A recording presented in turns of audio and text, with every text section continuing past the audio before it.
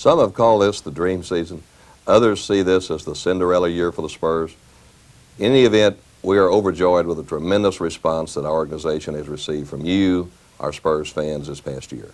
It's hard to put into words the feelings that I personally and each member of our organization have felt as we have participated in this building process for the last 2 years and now see the fruits of everyone's labor beginning to flourish. I'm proud of the players that we have on the floor. They truly represent the spirit of San Antonio and the community pride that we always want to exhibit. I'm thrilled with our fan support and know that where we started 2 years ago as an underdog in a small market in the NBA now has become the success story for all the nation to see. Our success is your success. To all of our fans, our corporate sponsors, all the media, our promotional partners, civic leaders, all the business community, the educational community, our friends in the military, the medical sector, all of you in this city have contributed to our success. We hope that you will share in a few moments of this last season. It truly is a season to remember.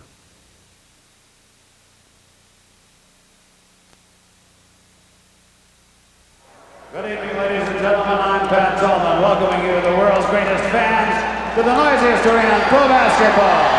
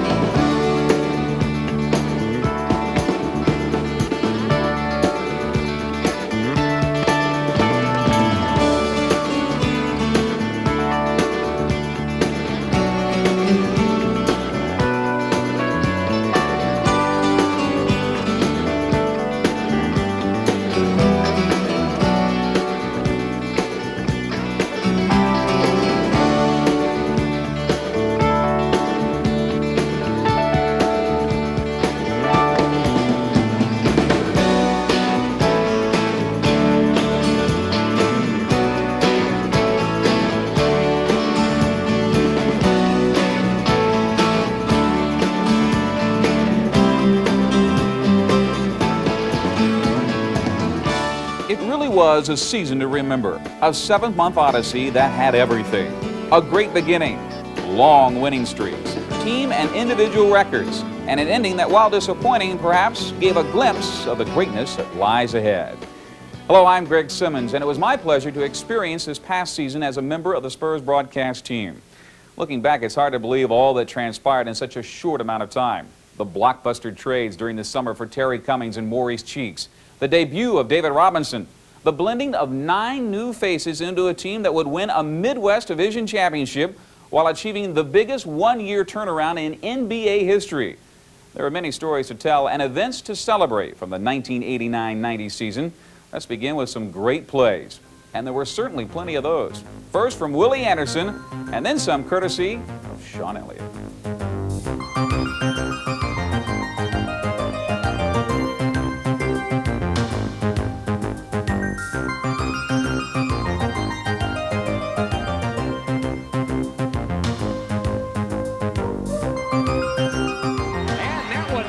From the horn, here's Anderson. All the way, Willie Anderson. Rick with the screen to get Jordan out of the way. There goes Ready for the reverse jam. That's 8 different guys who've guarded Charles Barkley tonight. And Willie Anderson with the rejection, but Hawkins, and that will be a shot clock violation. Larry Brown almost out to midcourt to applaud that kind of defense.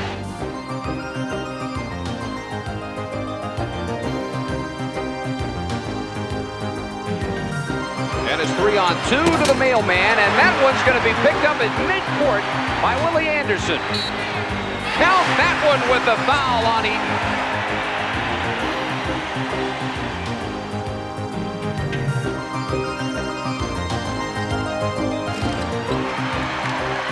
Robinson will get his own miss.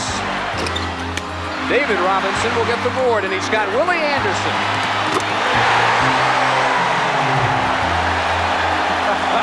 Can you say transition game?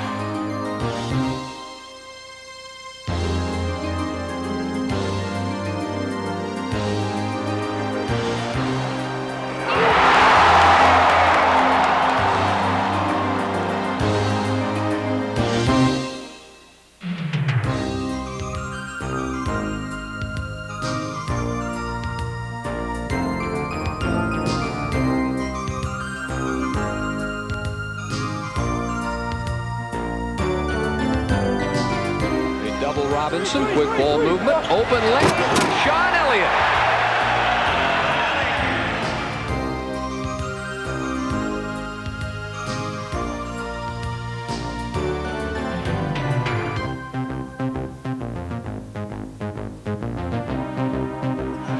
Right down around Ewing goes Elliott.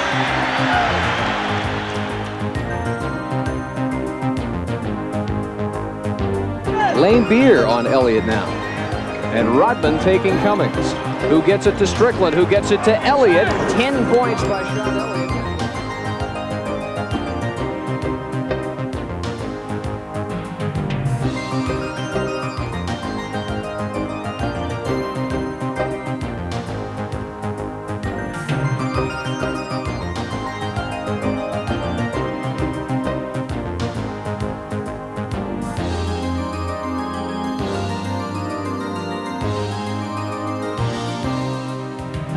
Inbound, 27 seconds remaining in OT. Now Wingate at the point. Elliott from 20 ties it up. 126 all. How many big shots has Sean Elliott put down?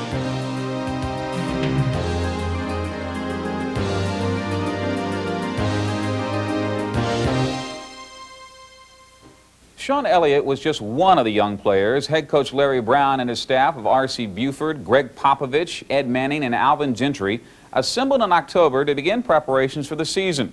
The Spurs were to eventually field a starting lineup that was the second youngest in the NBA. The Spurs' youth and inexperience added to the challenge facing Brown and his staff.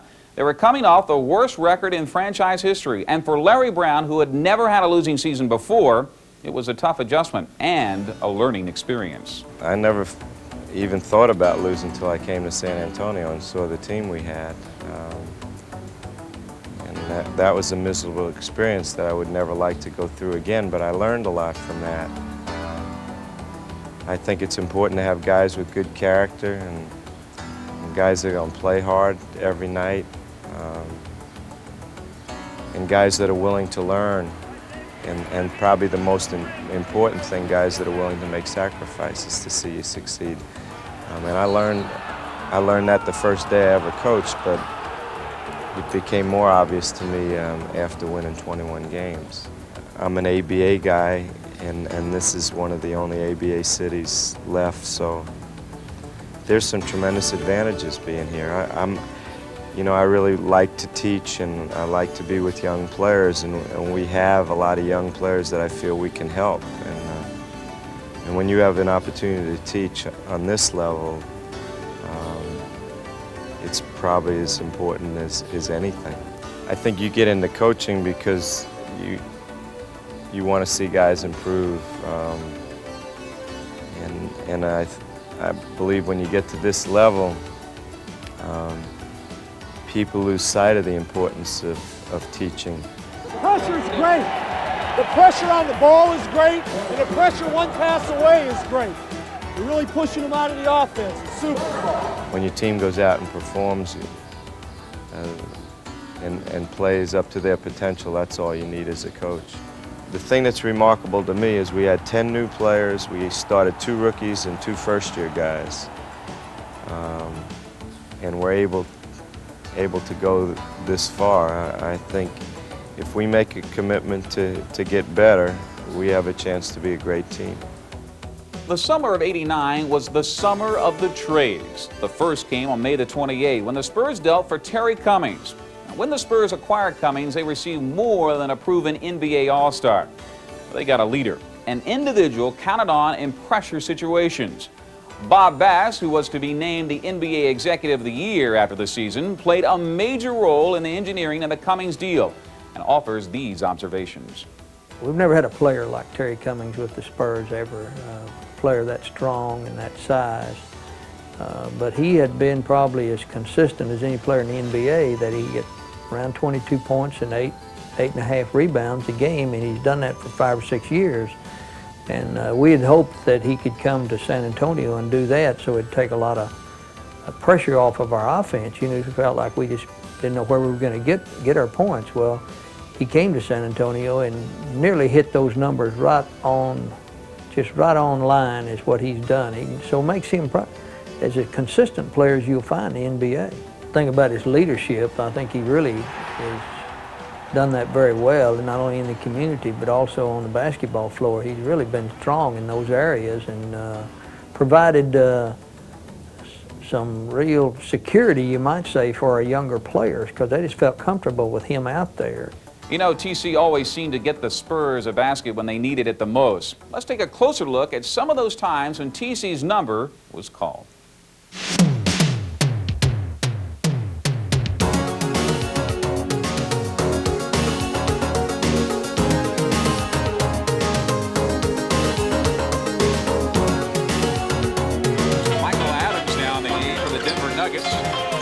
Replacing Eddie Hughes. Oh, Cummings, what a fake! Terry Cummings. Good catch of a low thrown pass by Strickland. Back inside. TC, triple team, fall away, 2-point game. He has 27.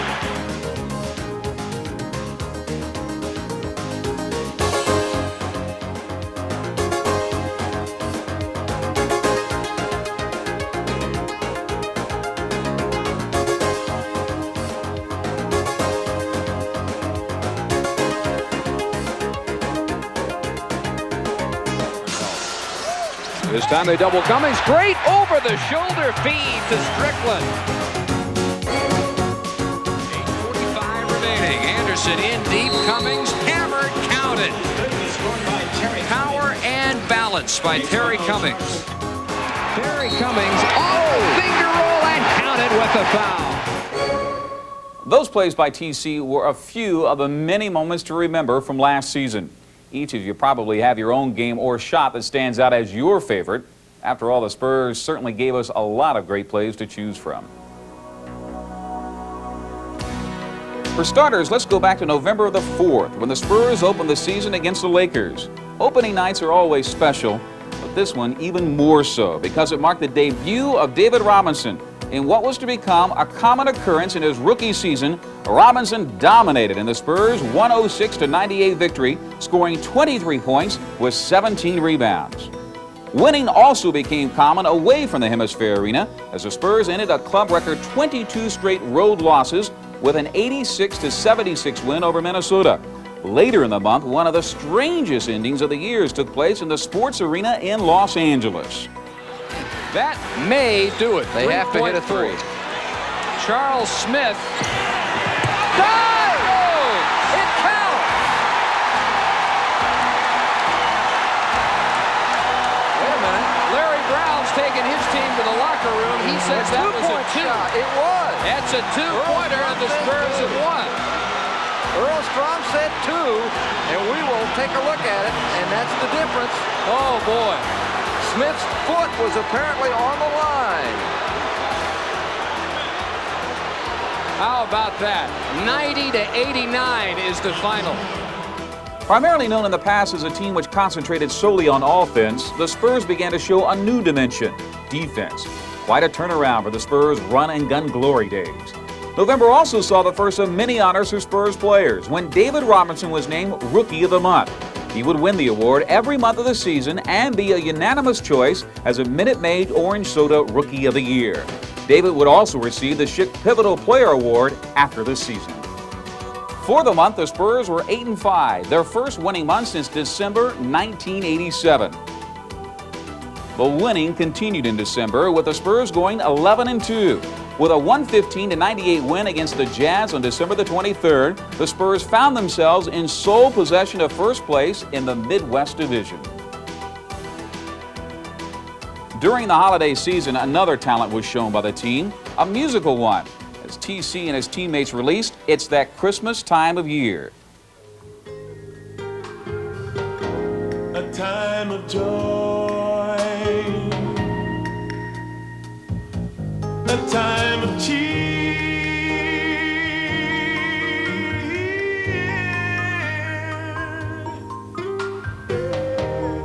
It's that Christmas time of year.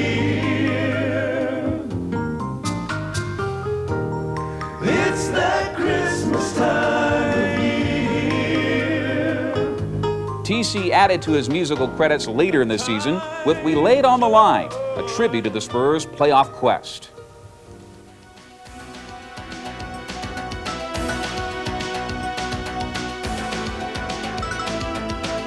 Other records have begun to fall as the season moved into January. The Spurs surpassed their total 21 wins in 1988-89 and reached double figures in road wins for the first time in 4 years, achieving them in places where victories had been hard to come by. The Spurs ended a 20-game losing streak to the Celtics. Cummings powers it all the way. Terry Cummings made up his mind about 40 feet outfall, and that was his and his alone. And later won in the Forum against the Lakers thanks to some last-second heroics by Willie Anderson. Larry Drew inside of Willie Anderson, who gets the rejection. Willie Anderson, with 11 seconds remaining, will take it in deep. And not quite there, but he goes to the line with 5.9 seconds and a chance to win it. The month ended with a bang when Terry Cummings scored a career-high 52 points against Charlotte. Rebound, Elliott. Sean with the ball. Feeds down low. TC, good, he's fouled.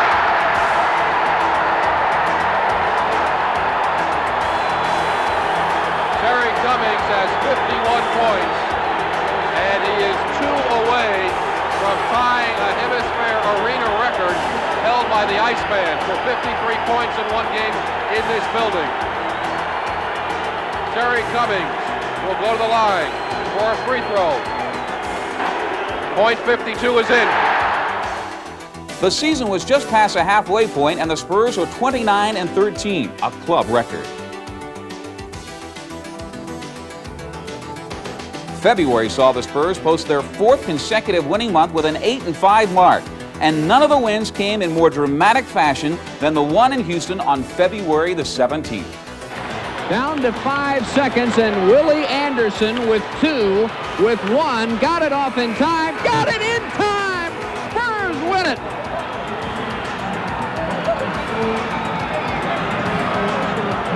At the buzzer, Willie Anderson, the second-year man out of Georgia, drives a stake through the hearts of Olajuwon and Chaney, and the Houston Rockets in 16,611.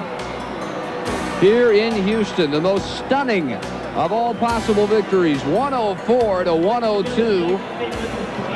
Thanks to Willie Anderson. Rockets still can't believe it. Another club record was shattered in February when the Spurs beat the Hawks for their 20th consecutive home win. More NBA headlines were made late in the month when the Spurs acquired Rod Strickland from the New York Knicks for Maurice Cheeks. Cheeks had played a major role in the Spurs' success, but the flamboyant Strickland quickly won Spurs fans over with his orchestration of the Spurs' fast break and passes that were out of the ordinary, to say the least. Rocket Rod gave us many great plays to remember.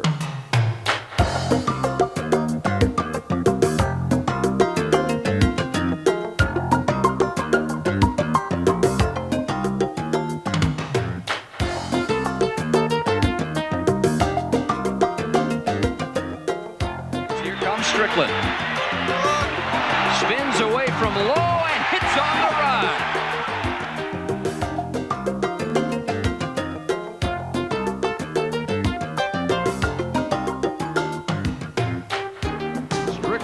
Oh my, turned his back on the bucket and banked it in. Add that to the highlight reel. That's 10 for Rod Strickland. Rebounded by Brick. The Spurs will run again. Strickland, long bounce, win game. And the lead is 6. Inbounds pass is stolen by Strickland. And Rocket Rod with a three-point play.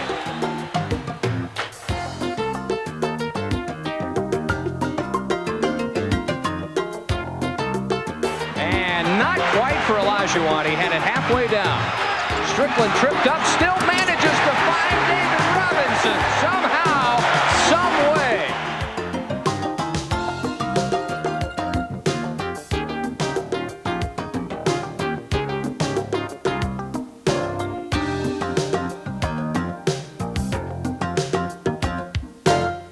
The season was now 2/3 over, and the Spurs' record of 37-18 was another club high. There weren't any more doubts. The Spurs were for real.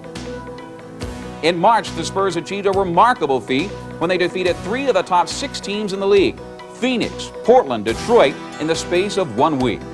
Another major event had occurred earlier in the month when the Spurs staged the first reunion classic. Fans had already seen the return of one familiar face when Johnny Moore rejoined the team in November and would later welcome back forward Mike Mitchell in the playoffs. The reunion classic provided memories of the Bruise brothers, division titles, and most of all, a time to appreciate the tradition and heritage that 16 years of professional basketball had provided. Everyone seemed to have a good time, even though their jump shots were nowhere to be found.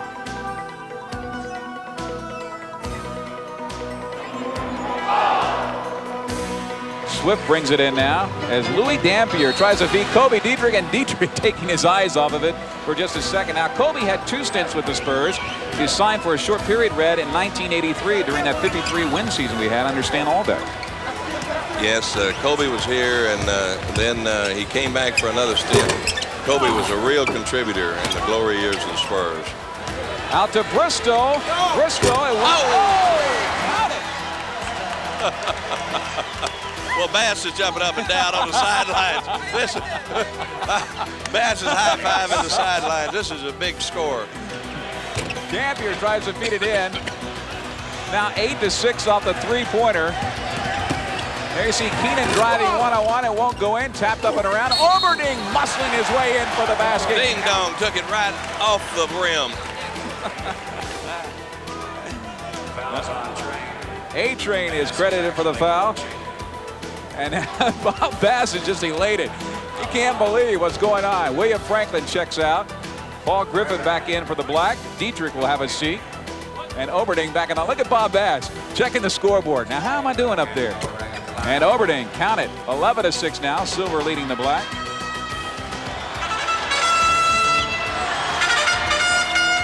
Well, it looks like we're going to get serious here.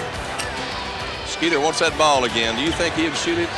Around the back, feeds to Gilmore. Gilmore goes up and in off the glass.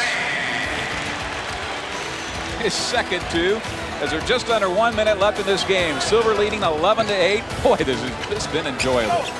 You look at Bristol again to the baseline. It won't fall. It's cleared out by Griff. To Silas, who drives in on Oberding. He lets him have it and rolls in. Bass is getting nervous now. Within 1. Silver has a 1-point lead, 11-10 now. Bass is up off the bench, seeing his lead dwindle.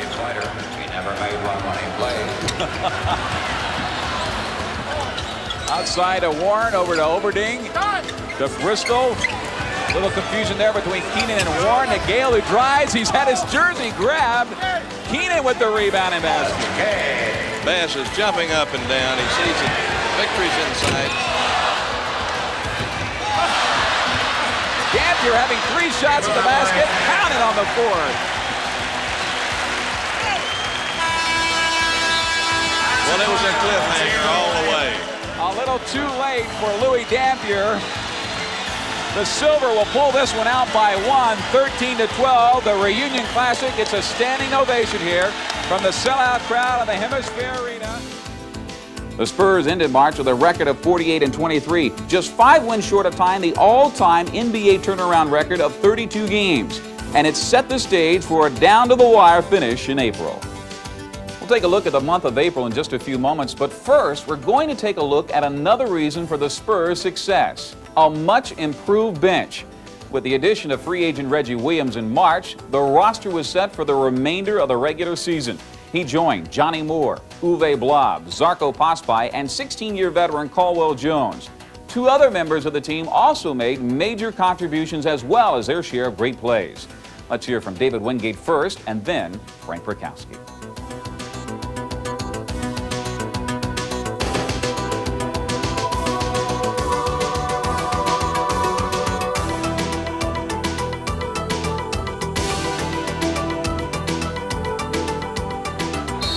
Wingate got it and counted with the foul.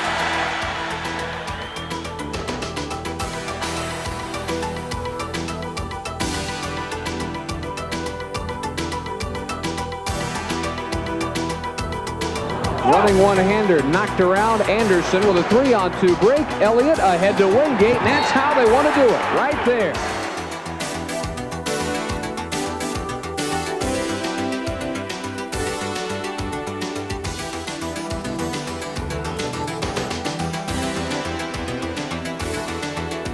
Big offensive rebound. Rakowski muscles it up and in.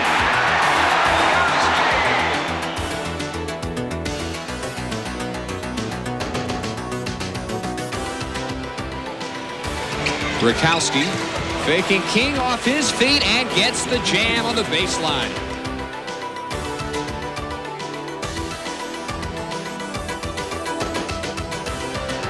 Rakowski stripping Walter Davis. One record that was broken that we have failed to mention thus far is probably one of the more important ones, attendance. On March the 27th, the 488,208th fan went through the turnstiles to break the old mark. The Spurs would go on to average 14,723 fans a game and have 18 sellouts, both franchise records. So let's pay tribute to our season ticket holders and to those fans who helped make this season so special. You really got behind the Spurs, so much so that you could call the Spurs support devoted, fanatical, even addicting.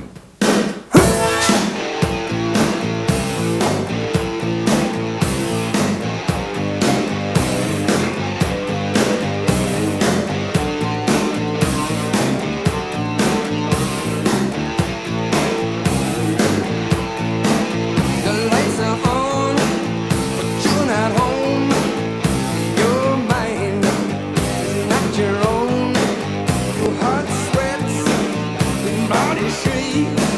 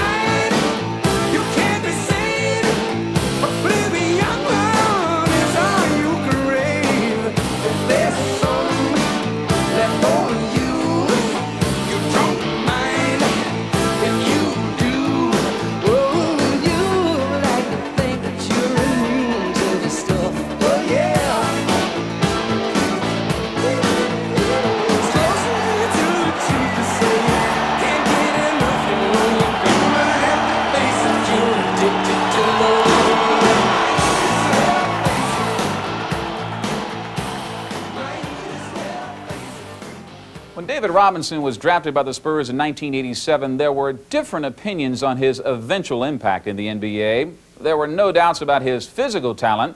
However, there was some question as to how fast he would adapt to the NBA. After all, there was his 2-year layoff, the demands of an NBA schedule, and the level of competition. These questions were answered rather quickly as the Admiral became a force in the NBA from day one.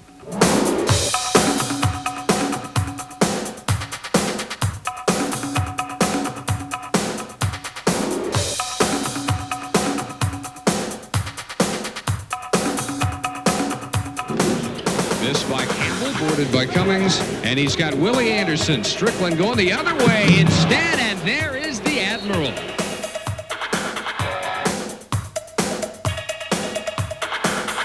Spurs go for the steal, and Wingate to Robinson, and David will get a three-point opportunity. This is what they've been looking for.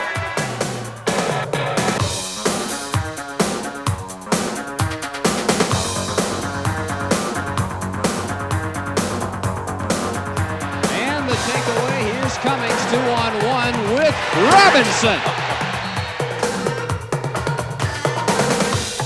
Wingate, what a feed, here's David. Wingate and David to answer.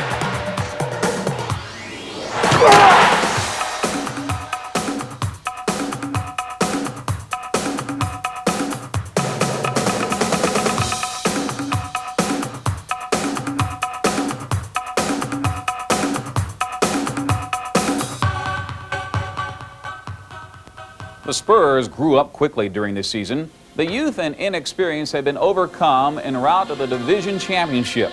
The playoffs began with a 3-game sweep of the Denver Nuggets. Up next were the Portland Trail Blazers, and the Spurs were quickly introduced to what playoff basketball was all about. A 7-game war where the action ranged from sheer grace to brute strength.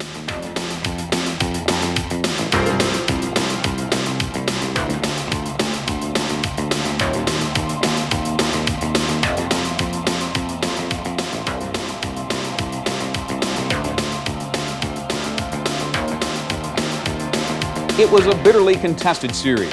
At home, the Spurs were invincible, winning all 3 games by a comfortable margin. Having earlier spotted the Blazers a 2-game lead, the Spurs were forced to win either Game 5 or 7 at Portland to advance. Game 5 was a classic. The Spurs came from over 20 points behind to force an overtime on David Wingate's buzzer beater. Spurs are out of timeouts, and Wingate has got to hurry. 5 seconds to go. Wingate for 3. Got it! He got it! And we're tied with a 2.5 remaining in regulation. It then became a battle of attrition with Robinson, Strickland, Anderson, and Wingate all being lost to fouls. The Spurs would lose in double overtime, 138-132. A win at home in Game 6 forced a 7th game, but the Spurs were to fall again in overtime, 108-105. to end the season. Even though the season ended with a loss of the Trailblazers in the playoffs, it did little to diminish the accomplishments of this young team. Let's remember that final nerve-wracking month of the season when the division title seemed to ride on every game. When the Jazz came into the Hemisphere Arena on April the 18th, the division lead was indeed on the line. They leave Griffith free, but Wingate grabs it. How many big plays has he made in the 4th quarter? Anderson ahead. Robinson for the finish. This one is over. The 102-93 win gave the Spurs a share of the lead and broke the NBA record for a single-season turnaround. A win against the Nuggets in McNichols Arena set the stage for the final game of the year against the Phoenix Suns. The Spurs pulled away to win 108-93 to claim the Midwest Division title, their 56th win of the year, also a record. This season will never be forgotten. Not because of all the wins and the records set, but rather for the realization that this was something special, a beginning, a start of an era of Spurs basketball that will produce many more triumphs and moments that we will all share. And no matter what the outcome of those future years, we will always remember that this was the turning point, the season of 1989-90, a season to remember. Play of the game, 4 seconds. seconds from the Midwest Division title. Inbound goes to Elliott. 3 seconds, 2 seconds, 1 second. That is it. Spurs are the Midwest Division champions. They have defeated the Phoenix Suns 108-93. As the celebration begins on Fiesta in San Antonio.